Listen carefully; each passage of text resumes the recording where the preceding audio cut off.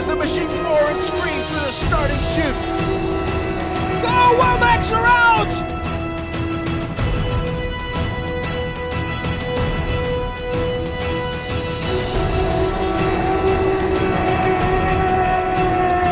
Oh, they're airborne! There's contact! World Championship leaders and winners!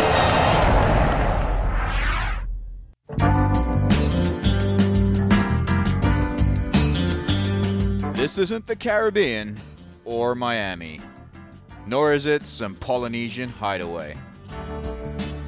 This is the Middle East.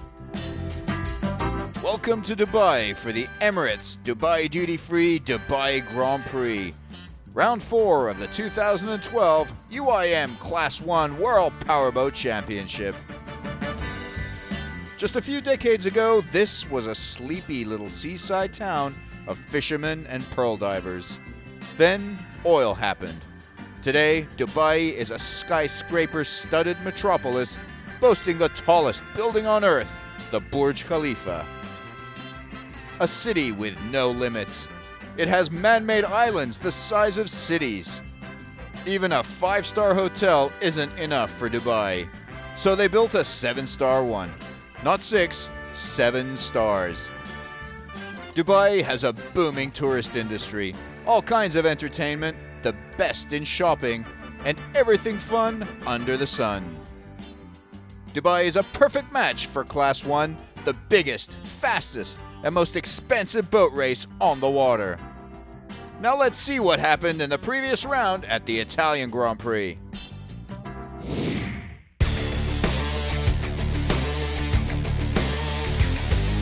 Round 3 was on beautiful Lake Como in Cernobbio, Italy. Sheikh Hassan bin Jabir Al Thani and Steve Curtis in Spirit of Qatar 96 won Edox and started race 1 in pole position.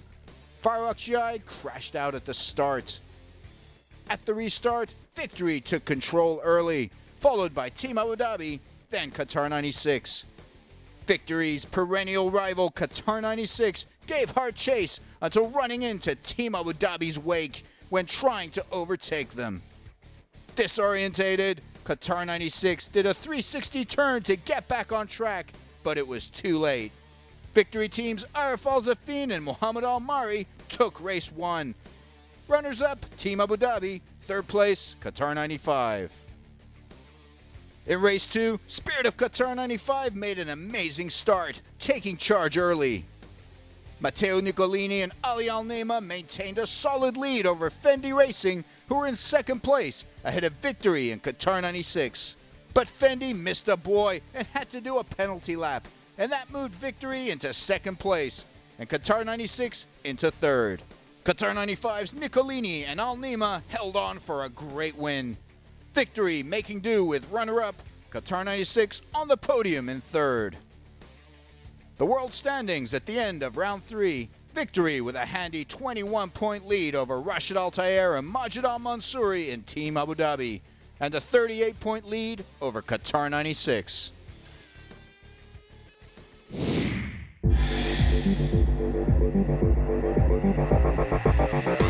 So what is it that sets Class 1 apart? The boats weigh over 5 tons.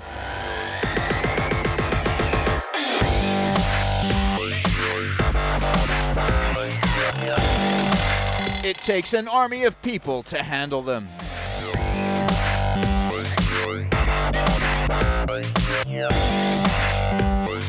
Controlling them is so difficult, it takes 2 pilots working in unison.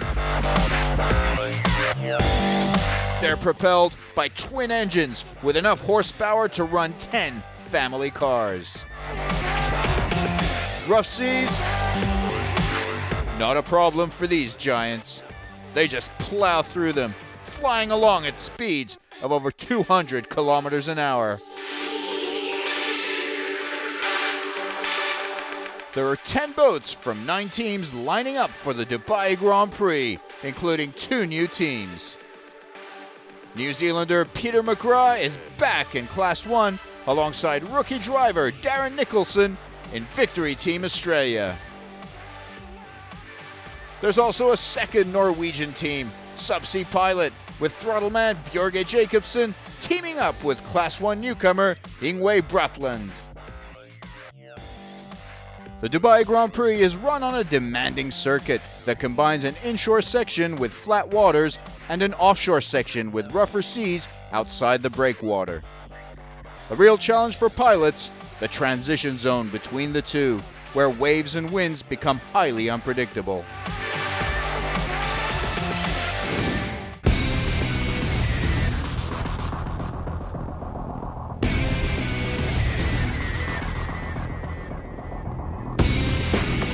The Edox pole position, a race against time and the elements to see which is the fastest boat. The race start is divided into 3 groups, with the top 3 boats in the Edox pole position lining up for Gate 1, the next 3 in Gate 2, and the remaining boats in Gate 3. Conditions were rough, official practice having been cancelled the day before. Conditions quite rough, especially outside. There is about 1.5 meters, and it's increasing. We start from like 2-3 feet, going until 7-8 feet outside. It's not bad, we can do it. Victory got out early, mastering the rough conditions to set a blistering fastest time of 3 minutes 14.64 seconds on their first lap. Faro Akciai and Subsea Pilot were struggling and over 30 seconds off the pace. Polyform, with their shortened boat, got a respectable result of 3 minutes 35.63 seconds. Qatar 96 worked hard to find the right setup. They pushed for it, but fell short by just 2 seconds behind Victory. Team Abu Dhabi, Victory Team Australia, and Zabo Ishiklar all guaranteed a place for themselves in the second gate. The battle for third and pole, the final spot in the first start gate, was between Qatar 95 and Fendi. Fendi kept pushing for pole till the last minute. I think this is a good day for us because Victory Team finished this session. We are still outside and maybe we have a chance to overtake them, inshallah. They did well in the waves with a time of 3 minutes 18.92 seconds, making it in the first 3 group of boats for the start, pushing out Qatar 95 into the second gate. So Victory wins pole, Qatar 96 second, then Fendi Racing. Team Abu Dhabi in with a chance at the world title, but will have to fight hard from 4th place. With the win today, Victory are 25 points clear of Team Abu Dhabi in the Edox Championship standings, and that makes them Edox champions for 2012.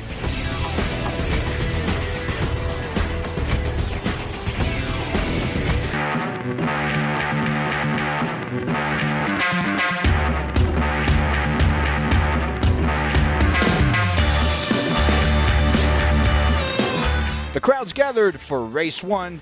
Big waves and strong winds were expected. Well, it's rough out there. The wind seems to be going up then going down, so I don't know if we made the right decision setup-wise. We had a little bit of a problem in pole where we had a little crack on the boat, so we were a bit worried about that. You know, it's a long race out there now. We've got to, we're going to probably be out there for a good 3/4 of an hour, half an hour to 3/4 of an hour. We've just got to watch everything we do, watch what the other guys do, and run a good, safe race.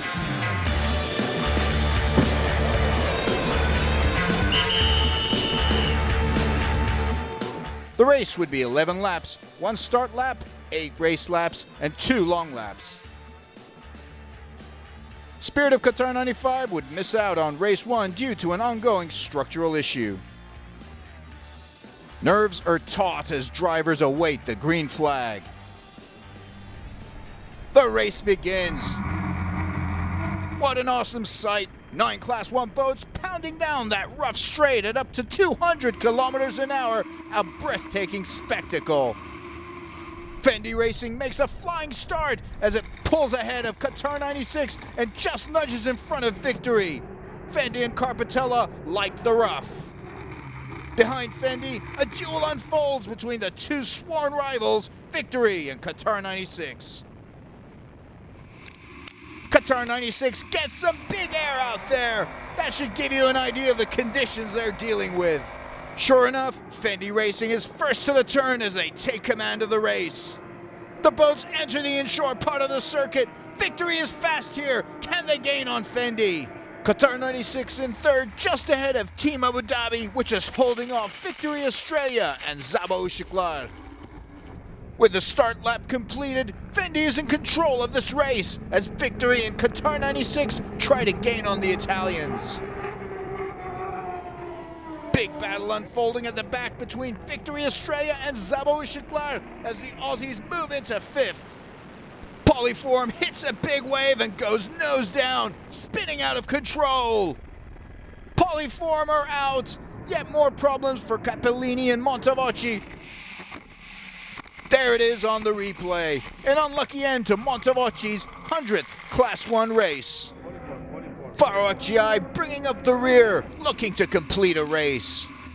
In third place, Sheikh Hassan and Steve Curtis trying to gain on Victory in second position as they pass through their spray and move into the inside at the top northwest corner of the circuit. Giovanni Carpitella and Luca Formili Fendi looking calm and focused in the cockpit as they lead this race ahead of Victory and Qatar 96.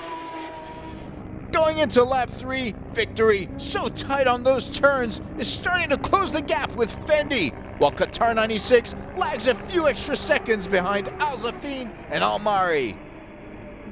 In the battle for fifth, Victory Australia challenged by Zabo Shiklar as Zaborowski and Ashik dial it up a notch through these menacing waves. Victory has closed the gap with Fendi down to a few seconds as they give chase on the northwest top of the course, hot on the Italian's tail. Victory prepares to go full tilt to try and pass Fendi. The boats roll and tumble down that long, treacherous straightaway, averaging speeds of nearly 160 kilometers an hour. Victory is flying out there. Arif Al Zafin is going all out, chasing down the leaders. Victory moves up on Fendi's port side, and Victory has it. Victory overtakes Fendi and Carpitella to take the lead. That is a gutsy performance from Al Zafin, who throttles his way through those waves to outdo Fendi Racing, who may be down, but are certainly not out. The new leaders of Race 1, Victory, Fendi Racing in second, then Spirit of Qatar 96 in third. There's plenty of drama at the back of the field as a three-way battle rages between Victory Team Australia and the two Norwegian outfits, Subsea Pilot and Zabo Shiklar. Victory Australia are giving it all they've got to keep up with the number 8 boat, while Zabo Shiklar is sandwiched between the two, trailing in 7th position, trying to gain on their fellow Norwegians. Victory Australia has moved ahead and nabbed 5th spot, leaving Jacobson and Bratland in their wake. As Victory Team Australia solidifies its 5th position, a duel ensues between the two Norwegian teams. Zabo Shiklar moves into 6th, Subsea Pilot slowing down. They seem to have a problem. They're in trouble. Spirit of Qatar 96 takes its long laps early and back-to-back, and while that may set them back in the short term, they could have the advantage later on when Victory and Fendi Racing take theirs. Fendi Racing maintains 2nd position, but they have to keep a good distance between them and Qatar 96 because they have a long lap coming up, which will give Qatar 96 the opportunity to gain up on the Italians. Fendi Racing takes its long lap, and sure enough, Qatar 96 creeps up on them. As Sheikh Hassan and Steve Curtis go tight around the turn on the northwest end, they move into 2nd position, with Fendi just coming out of its long lap and rejoining the normal race circuit. Fendi and Carpitella now bump down to 3rd. It looks like Spirit of Qatar team's long lap strategy is paying off.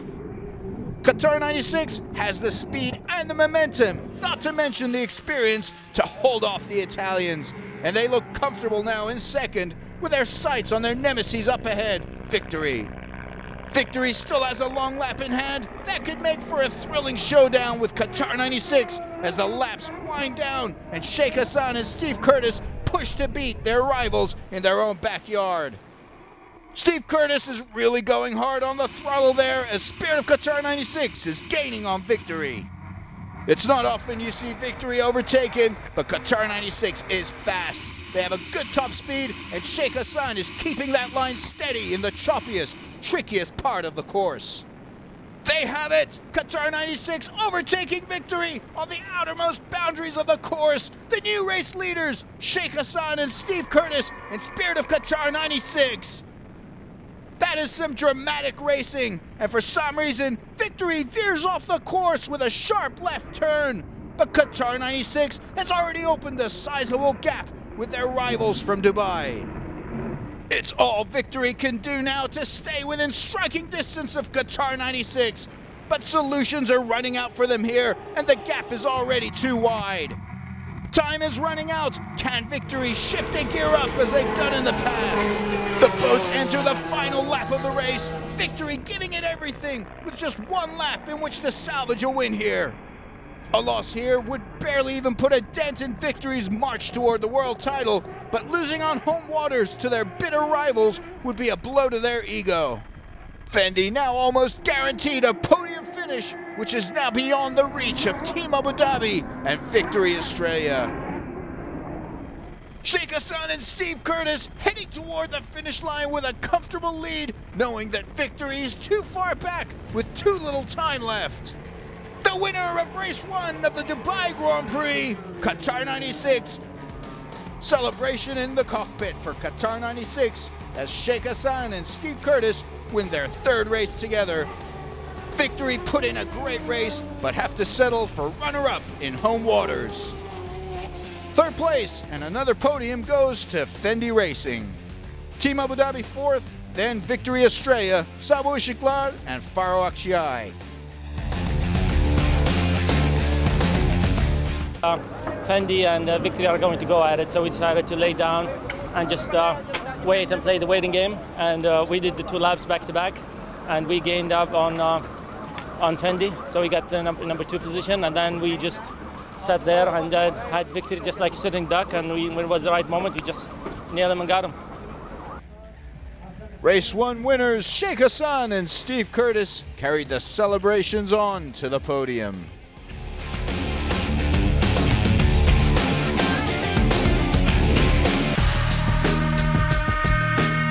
Next day, race 2. Crowds gathered in large numbers as the countdown began to the final race. In the morning, conditions had worsened with rough seas and high winds. The race commissioners considered shortening the circuit, opting for a storm course with a single file running start. After the morning's practice session, the shortened course was also rougher than what it was yesterday. I guess, therefore, the organizers decided to make it even, shorter, as in a storm course. If it was like it was this morning, we were fairly happy with our setup. We were set up for that. The boat ran good. We didn't push it hard. We were up there with Fendi and stuff, time-wise, so we're happy with that.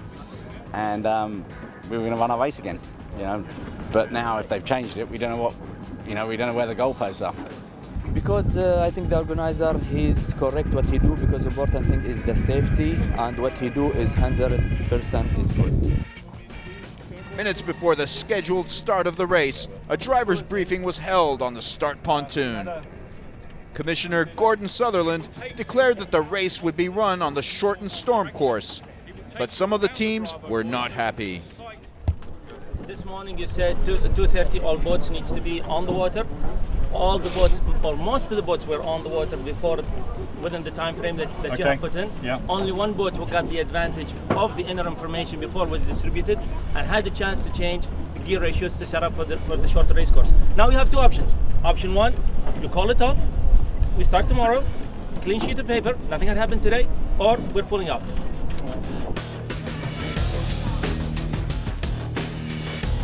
Like this we cannot race. This is ridiculous. It's okay? half miles. Ridiculous. 3 miles is the risk. It's half miles outside, half and a half, 1 mile and 2 miles here. The commissioner then made an allowance for teams to change their setups for the altered course.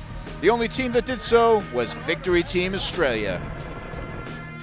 The new decision now was to allow to change the prop and gear ratio, but honestly, I think most of us that don't have a ratio or props for make a jet ski course. So we are shorter we can, and it's not enough, of course, for this half miles out, half miles back, and 2 miles inside.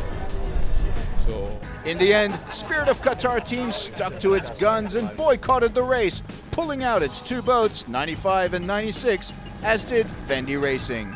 We're pulling off and let them enjoy the championship. That's it.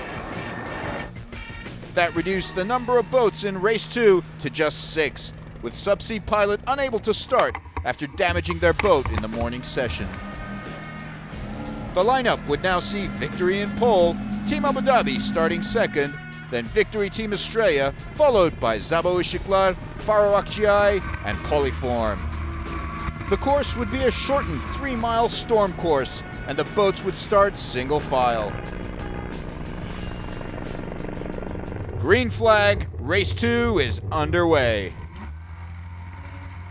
Al Zafin and Al Mari were in the lead from the get-go, speeding off immediately after. Behind them was a three-way battle between Victory Team Estrella, Team Abu Dhabi, and Zabo Istiklal. From the onboard of Team Abu Dhabi, we can see just how rough these conditions are. The drivers take a real battering with waves like these. In the back, Polyform trying to move up and overtake Faro Akçay. Victory reached the top end of the shortened course in the lead. They're followed by Team Abu Dhabi, who have left Victory Team Australia and Zabo Istiklal behind to move into second behind their fellow Emiratis. Following yesterday's runner-up finish, Al Mari and Al Zafin are 27 points up on Team Abu Dhabi in the world standings. Zabo Istiklal takes the inside lane to push ahead of Victory Estrella. Polyform move ahead of Faro. In a battle for third place, Victory Team Estrella moves up on the outside of Zabo Istiklal on the long straightaway leading to the inshore part of the circuit. Christian Zaborowski and Udashuk look on as the Australian team comes up beside them on their port side. Good start to the race from Peter McGrath and Darren Nicholson in just their second race together. The boats bounce and tumble their way into the inshore part of the circuit, drivers desperately trying to keep those steering wheels steady and those big boats straight in these rough conditions. Victory Team Estrella nudges ahead of Zabo Istiklal on the straightaway, moving into third. Can they hold on? Back in fifth place, Capellini and Montavoci hoping to change their bad fortune of late and at least see this race through to the end without mechanical failure. Montavoci is racing in his 101st Class 1 race today. What an achievement from the veteran Class 1 throttle man. Victory Team Australia holds on to its lead over Zabo Istiklal, extending it further. Moving into lap 2, Al Zafin and Al Mari in first, Team Abu Dhabi in second, followed by Victory Estrella, Zabo Istiklal, Polyform, and Faro Akçay. It's not just the World Championship title Victory Team are seeking here, it's also the Middle East Championship. Qatar 96 are 5 points up on Victory following their win in race 1, but Victory almost guaranteed to move back on top after today's race with this reduced field of boats. Polyform has slowed down with mechanical trouble, and they are out. It's yet another disappointing end for Capellini and Montavoci. The sea swells roll and the winds blow out there, still making this very rough going, despite the fact that it's a shortened course. Al Zafin and Al Mari have 6 World Championships between them and 10 Dubai Grand Prix. They know this circuit inside out. Going into lap 5, positions remain the same. Victory leading, then Team Abu Dhabi, Victory Estrella, Zabo Istiklal, and Faro Akçay. Luca Nicolini and Jean-Maria Gabbiani on course to finish a race and get some valuable points. Positions stayed the same for the remainder of the race, with Victory in command. Team Abu Dhabi have cut Victory's lead down somewhat in second, then Victory Estrella third. Victory just riding this race out now, knowing that Team Abu Dhabi is beyond striking distance. Winners of race 2, Victories Arif Al Zafin and Mohammed Al Mari. Another win for this immaculate duo, their 4th win of the year. Team Abu Dhabi runners-up for the 4th time this year, Victory Estrella with a podium in just their 2nd race. I'm happy today because I do a very good race and very compete, and in this condition is very fun. A little disappointing that the other guys weren't racing, so I don't take it too excitedly. You know, it's all going good and we're getting a little better, so it's all time on the board. Spirit of Qatar 96 was disqualified in a late ruling and lost all points from the Dubai weekend after failing to submit one of their engines for a technical inspection. Victory is on top with 137 points in the World Championship standings, 32 points ahead of Team Abu Dhabi. Still, I feel sorry for Qatar team, and Fendi didn't enjoy the race. If they have anything, they must after the race, do something, protest or other. But actually, we did a good race, and we are still leading the champion. So, with 40 points up for grabs in Abu Dhabi, see you there for the final round of the 2012 UIM Class 1 World Powerboat Championship. And there we go, race 1 is underway as the machines roar and scream through the starting chute.